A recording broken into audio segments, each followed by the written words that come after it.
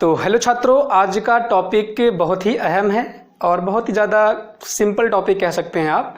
तो आज का जो टॉपिक है वो क्यूब और क्यूबॉइड का है, घन और घनाभ। बहुत सारे स्टूडेंट्स कंफ्यूज रहते हैं कि घन और घनाभ में डिफरेंस क्या होता है, क्यूब और क्यूबॉइड में डिफरेंस क्या होता है।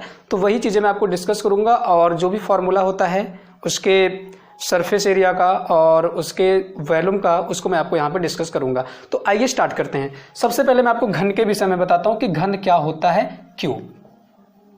ठीक है ना। देखिए, क्यूब की जो आकृति होती है वो एक डिब्बे जैसी होती है, ठीक है ना। क्यूब चाक का डिब्बा आप लोग देखे होंगे, वो क्यूब होता है। क्यूब का मतलब होता है लेंथ, ब्रेड्थ और हाइट। क्यूब आप देखे होंगे, जो गेम खेला जाता है ऐसे ऐसे करके ना, घुमाया जाता है, उसको सेट किया जाता है, उसको क्यूब कहा जाता है ना। तो क्यूब का मतलब क्या होता है, जिसकी लंबाई, इसे कहते हैं लेंथ, ठीक है ना, लेंथ, और इसको कहते हैं ब्रेड्थ और इसको कहते हैं हाइट, एच। अगर किसी बॉक्स की, कोई बॉक्स है, ठीक ना, उसकी लंबाई, चौड़ाई, ऊंचाई समान हो तो उन्हें कहा जाता है क्यूब।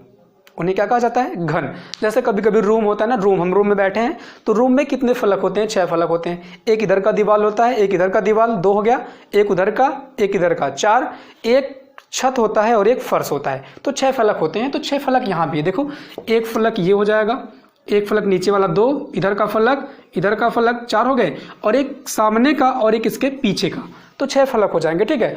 तो क्यूब में क्या होता है, लेंथ, ब्रेड्थ और हाइट सभी क्या होते हैं, इक्वल होते हैं। लंबाई, चौड़ाई, ऊंचाई सभी क्या होते हैं, समान होते हैं।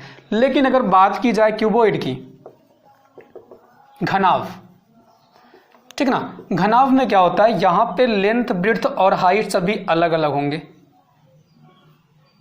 ठीक है, थोड़ा सा लंबा बनाते हैं जिससे आपको क्लियर हो जाए। जैसे कि आप ईंट देखे होंगे ना, ईंट एकदम घनाभाकार होता है, ठीक है ना। ईंट क्या होता है, घनाभाकार होता है, या घनाभाकार कह सकते हैं। और घनाकार, ये देखिए चाक का डिब्बा आपने देखा होगा तो वो घनाकार होता है। यहाँ पे इसकी L होगी और ये B होगी और ये H होगी ना। यहाँ पे जो होता है लंबाई, चौड़ाई, ऊंचाई सभी बराबर, L बराबर B बराबर H मान लेते हैं A, इसकी जो साइड है मान लेते हैं A। और यहाँ पे क्या होगा, L, B और H। जरूरी नहीं, मतलब बराबर जरूरी नहीं कि बराबर हो यहाँ पे, ठीक ना। यहाँ पे इक्वल नहीं हो सकते, यहाँ पे इक्वल होंगे, इतनी दोनों में अंतर है। अब बात करते हैं कि दोनों में क्षेत्रफल का जो फॉर्मूला आता है कि टोटल सरफेस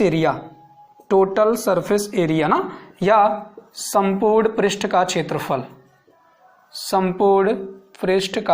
क्षेत्रफल। अगर आप केवल एक पार्ट देखें, अगर आप ध्यान से देखें तो क्या यह कैसा पार्ट है, यह एक आयताकार है कि नहीं। और आयताकार कह सकते हैं या वर्गाकार। अगर वो घनाभ होगा तो आयताकार होगा और अगर वह घन होगा तो वर्गाकार होगा। और आप जानते हैं कि वर्ग का क्षेत्रफल क्या होता है, भुजा का स्क्वायर। और मैंने आपको यहाँ पे माना है कि L बराबर B बराबर H बराबर A, मैंने भुजा माना है A, तो इसका जो क्षेत्रफल होगा A स्क्वायर होगा और सामने वाला का क्षेत्रफल होगा, ठीक है ना, उसके पीछे वाला का भी A स्क्वायर होगा क्योंकि दोनों समान ही हैं। और साइड वाला भी अगर आप ध्यान से देखें तो सभी A हैं, तो इनका भी A स्क्वायर, इनका भी A स्क्वायर, ऊपर का भी A स्क्वायर और नीचे का भी A स्क्वायर। तो मिलाकर के कितने हो गए total, 6 A square, A square plus A square plus A square plus A square और प्लस A स्क्वायर और प्लस A स्क्वायर, 3 3 6, तो बराबर 6A स्क्वायर। ये होता है संपूर्ण पृष्ठ का क्षेत्रफल। बात समझ में आ गई। और अगर बात की जाए वॉल्यूम की, आयतन क्या होता है, देखिए आयतन होता है लंबाई गुणे चौड़ाई गुणे ऊंचाई। यहां पे लंबाई, चौड़ाई, ऊंचाई सभी इक्वल हैं, तो A का गुणा 3 बार होगा, लंबाई, चौड़ाई, ऊंचाई, तो A का पावर 3। तो घन का जो आयतन होता है भुजा का क्यूब होता है। और हमेशा आयतन क्या होता है, घन मीटर में आता है या घन सेंटीमीटर में आता है, जो भी वहां पे दिया रहेगा यूनिट उसके हिसाब से, लेकिन हमेशा घन में रहेगा, क्यूब में रहेगा। और जो क्षेत्रफल होता है हमेशा वर्ग मीटर में या वर्ग सेंटीमीटर में होता है। इतनी बात समझ में आ गई। ये तो घन की बात हुई। घनाभ की अगर बात करें तो संपूर्ण पृष्ठ का क्षेत्रफल। अगर आप ध्यान से देखें, मैं अगर इस पृष्ठ का क्षेत्रफल निकालना चाहूं तो ये एक आयत है और आयत का क्षेत्रफल आप जानते हैं कि लंबाई गुणे चौड़ाई। तो यहाँ पे इनका जब क्षेत्रफल निकालेंगे तो L और H और पीछे वाला भी L और H मिला के 2LH हो जाएगा। क्लियर। अब इसका अगर हम बात करें तो ये H है और ये B है, B इंटू H, और इस साइड का भी B इंटू H होगा तो 2BH हो जाएगा। क्लियर ना। इधर का दोनों हो गया, सामने का दोनों हो गया, और बचा है अभी नीचे का। क्या बचा है? नीचे का बचा है। तो इसका ये लेंथ है और इसका ये ब्रेड्थ है, लंबाई और चौड़ाई। तो L इंटू बी हो जाएगा और ऊपर वाले का भी L इंटू बी हो जाएगा क्योंकि सेम होगा ना। तो प्लस 2L इंटू बी। तो यहां से चाहे 2 कॉमन ले सकते हैं, क्रम से लिख सकते हैं 2LB plus BH plus HL या LH। ये टोटल सरफेस एरिया होता है घनाभ का, ठीक है ना। और जो आयतन होता है,